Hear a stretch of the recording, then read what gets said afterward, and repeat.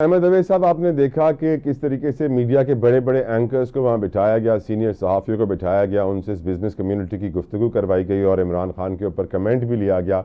और वो कहते हैं कि रिचर्ड ग्रेनेल ने कुछ ऐसी वीडियोस देखी थी जो डीप फेक की थी, आर्टिफिशियल इंटेलिजेंस से क्रिएट थी, मस्ट बी मिसलेड, और मैं ऐसी कोई सिचुएशन इमरान खान की नहीं देख रहा हूँ, जिससे बयानिया ये पूरी कौम को दिया गया कि पीटीआई जो ट्रम्प ट्रम्प ट्रम्प कर रही थी वो प्लान सारा फेल हो गया है और यूएस बिजनेस कम्युनिटी पाकिस्तान आके इन्वेस्ट करना चाहती है। Let's start the discussion with this point sir. आपकी नज़र में क्या वाकई हमारे सिपा सालार ने फैसल वाडा के बकौल क्रिस्टियानो रोनाल्डो वाला किरदार अदा किया, बेहतरीन खिलाड़ी साबित हुए?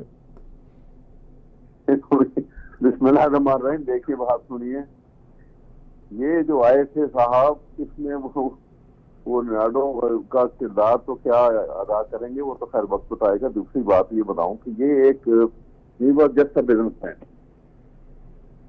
और आपको इतना तो तजर्बे की बुनियाद के ऊपर इल्म है कि जो बड़े बिजनेसमैन होते हैं ना, इनका दीन मदद नहीं होता, कोई ना स्क्रूपल होते हैं, ना कोई इनका अकीदा होता है। जहां जहां बिजनेस इंटरेस्ट इनका होता है वो ही इनका सब कुछ है, काबा किबला इनका सब वो होता है। यही कैफियत जो है ये शहबाज और नवाज की है।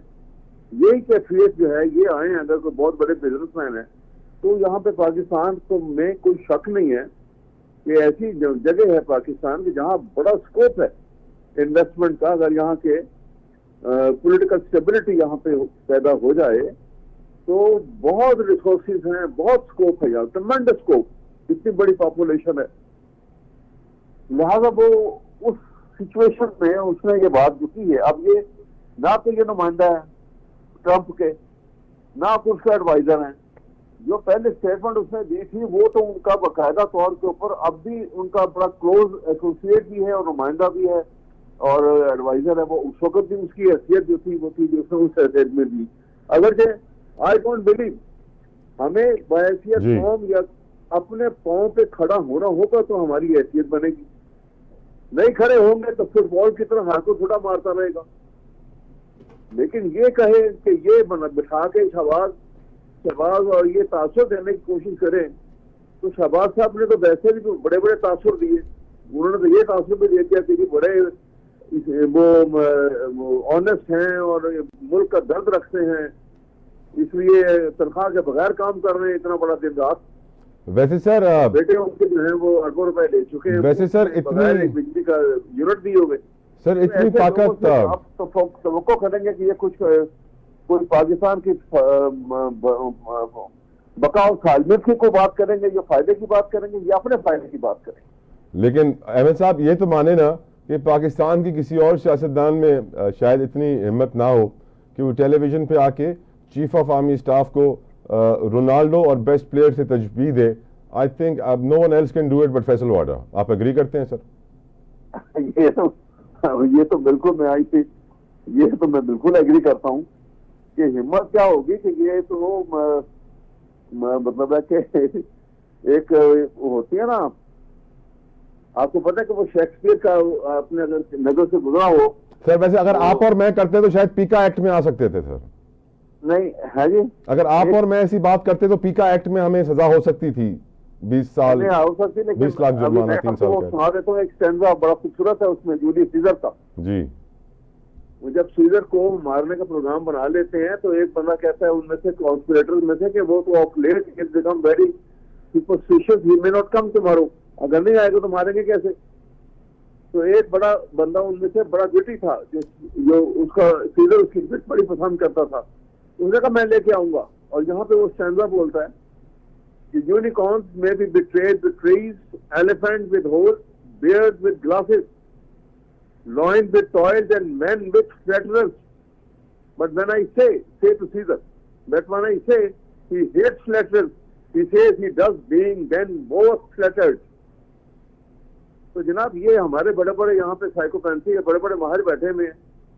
जब डेमोक्रेसी नहीं रहती, इस मुल्क में रूल ऑफ लॉ नहीं रहता, तो ये मामलात पनप जाते हैं। बिल्कुल ठीक सर, साइकोपैंथी का राज होता है सर। बिल्कुल ठीक सर।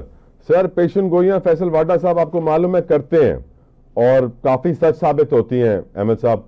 एक और पेशन गोई उन्होंने की है आज।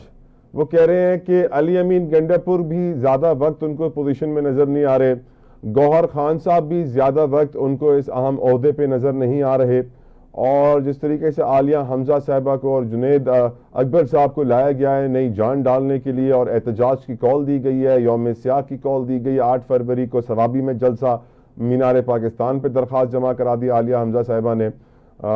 क्या कहेंगे आप इस पेशन गोई के ऊपर अहमद अवैस साहब? देखिए जी, ये मैं तो ये कहूंगा कि बाडा साहब को शायद उन्होंने हैगल को नहीं पढ़ा।